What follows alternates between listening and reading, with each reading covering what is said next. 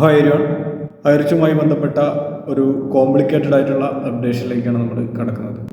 നമുക്കറിയാം, ഹൈറിച്ചിനെതിരായിട്ട് ഇപ്പം 3 അന്വേഷണങ്ങളാണ് നടന്നുകൊണ്ടിരിക്കുന്നത്. ഒന്ന് GST ബന്ധപ്പെട്ട ഒരു കേസാണ്. അത് ഏകദേശം 6 മാസങ്ങൾക്ക് മുമ്പ് നടന്നൊരു കേസാണ്.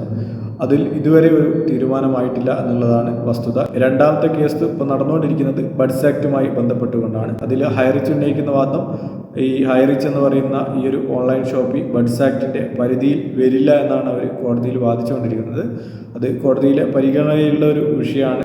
അതിൽ ഹൈറിച്ചിന് അനുകൂലമായിട്ടുള്ള ഒരു വിധി ഉണ്ടാകാനുള്ള സാധ്യത വളരെ വിരളമാണ്. കാരണം 1 lakh above എമൗണ്ടൊക്കെ തന്നെ പലരിൽ നിന്നും ഇൻവെസ്റ്റ്മെൻറ്റായി സ്വീകരിക്കുന്ന സമയത്ത് തീർച്ചയായിട്ടും അത് ബഡ്സ് ആക്ടിൻ്റെ പരിധിയിൽ വരും എന്നുള്ളത് ഏതൊരാൾക്കും അറിയാവുന്നതാണ്. എന്തായാലും കോടതിയുടെ പരിഗണനയിലാണ് ആ ഒരു വിഷയം.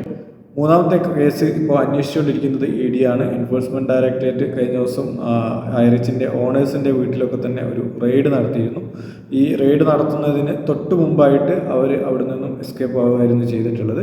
ഇതാണിപ്പം ലേറ്റസ്റ്റ് ആയിട്ടുള്ള ഒരു അപ്ഡേഷൻ എന്ന് പറയുന്നത്. ഈ 3 കേസ് ഇപ്പോൾ നിലവിൽ നടന്നുകൊണ്ടിരിക്കുകയാണ്. ഈ 3ലും ഇതുവരെ ഒരു തീരുമാനം ആയിട്ടില്ല. അതുപോലെ തന്നെ ഹൈറിച്ചിൻ്റെ അക്കൗണ്ട് ഫ്രീസ് ചെയ്തതാണ്. അതിൽ നിന്നിപ്പോൾ വലിയ ട്രാൻസാക്ഷൻ ഒന്നും തന്നെ നടത്താൻ സാധിക്കുന്നില്ല. അതുകൊണ്ട് തന്നെ ഹൈറിച്ചിൽ നിന്നും ഇപ്പം ആർക്കും ഒരു ഇൻകവും കിട്ടുന്നില്ല. എല്ലാ ഇൻകവും ഇപ്പം ബ്ലോക്കായ ഒരു സിറ്റുവേഷനിലാണ് ഹൈറിച്ച് യൂണിയൻ ഉള്ളത്. കഴിഞ്ഞ കുറച്ച് ദിവസങ്ങളായിട്ട് ഇപ്പം പലരും ചോദിച്ചുകൊണ്ടിരിക്കുന്ന ഒരു വിഷയം, ഈ ഒരു അന്വേഷണം ആരിലേക്കൊക്കെ വ്യാപിക്കും, ആരൊക്കെ തന്നെ ഇതിൻ്റെ നിയമ നടപടി നേരിടേണ്ടി വരും എന്നുള്ളത്. കാരണം ഇതിൻ്റെ ഡിസ്ട്രിബ്യൂട്ടേഴ്സും ലീഡേഴ്സും അതുപോലെ തന്നെ ഇത് ചേർത്തവരും ഒക്കെ തന്നെ ഈ ഒരു കേസിൻ്റെ ഭാഗമാകുമോ എന്ന ആശങ്കയിലാണ് പലരും. ആ ഒരു വിഷയമാണ് നമ്മൾ എക്സ്പ്ലെയിൻ ചെയ്യുന്നത്. ആ ഒരു വിഷയം എക്സ്പ്ലെയിൻ ചെയ്യുന്നതിന് മുമ്പായിട്ട് നമ്മൾ എക്സാമ്പിളായിട്ട് ഇതിൻ്റെ തൊട്ട് മുമ്പിലൊരു വിഷയമുണ്ട്.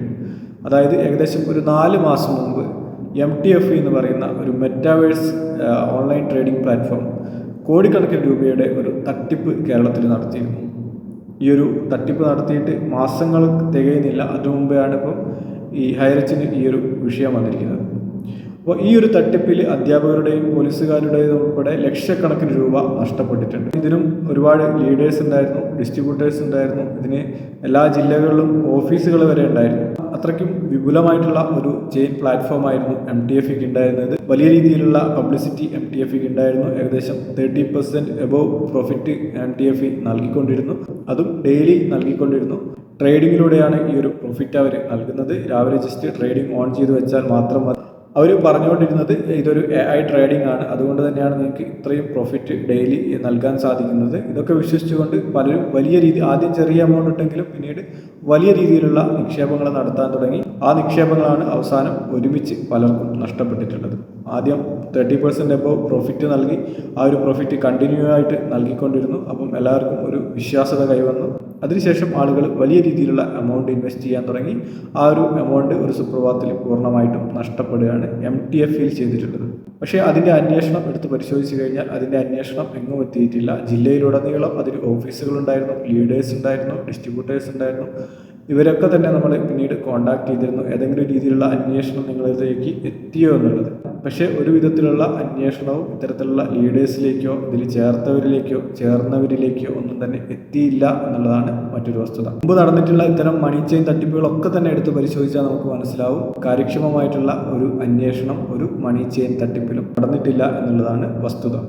അതിനാൽ തന്നെ ഹൈറിച്ചിനെതിരായിട്ടുള്ള ഈ അന്വേഷണവും ഹൈറിച്ചിൻ്റെ ഓണേഴ്സായിട്ടുള്ള 2 പേരിൽ മാത്രം ഒതുങ്ങുന്നതാണ്. മറ്റുള്ളവരിലേക്ക് ഈ ഒരു അന്വേഷണം പോകാനുള്ള യാതൊരു സാധ്യതയുമില്ല. അതുകൊണ്ട് തന്നെ ഇതിൽ ചേർന്നവർക്കോ ഇതിൽ ചേർത്തിയവർക്കോ ഇതിൻ്റെ ലീഡേഴ്സിനെതിരായോ ഒന്നും തന്നെ ഒരു അന്വേഷണവും ഒരു നടപടിയും ഉണ്ടാകാൻ പോകുന്നില്ല എന്നുള്ളതാണ് മറ്റൊരു വസ്തുത. പക്ഷേ ഇതിൽ 5 lakh above ഇൻവെസ്റ്റ് ചെയ്ത ആളുകളെ സംബന്ധിച്ചിടത്തോളം അവർക്ക് ഈ ഒരു പണം എങ്ങനെ തിരികെ കിട്ടും എന്നുള്ളതിനെക്കുറിച്ച് കൃത്യമായുള്ള ഒരു ഉത്തരം എവിടെ നിന്നും ലഭിച്ചിട്ടില്ല.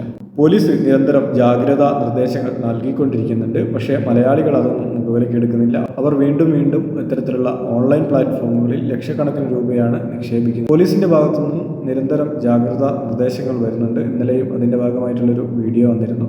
അത് നമുക്ക് ജസ്റ്റ് ഒന്ന് സ്ക്രീനിൽ കാണാം.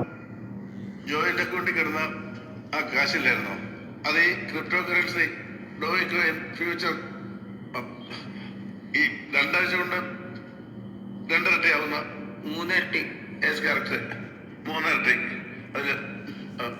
ബട്ട് അൺഫോർച്ചുനേറ്റ്ലി ഫ്രോഡ് പറ്റിച്ചു. ഇവിടെ ഒരു കാര്യം ഇനിയെങ്കിലും മനസ്സിലാക്കുക, നഷ്ടപ്പെട്ട പണം തിരികെ കിട്ടുന്നത് അത്ര എളുപ്പമല്ല. നിക്ഷേപിക്കുന്നത് പോലെ നമുക്ക് ആ ഒരു പണം തിരിച്ചെടുക്കാൻ സാധിക്കില്ല എന്നുള്ളതാണ് ഇത്തരം ഓൺലൈൻ പ്ലാറ്റ്ഫോമുകളിൽ ഇൻവെസ്റ്റ് ചെയ്യുന്ന ആളുകൾ മനസ്സിലാക്കേണ്ടത്.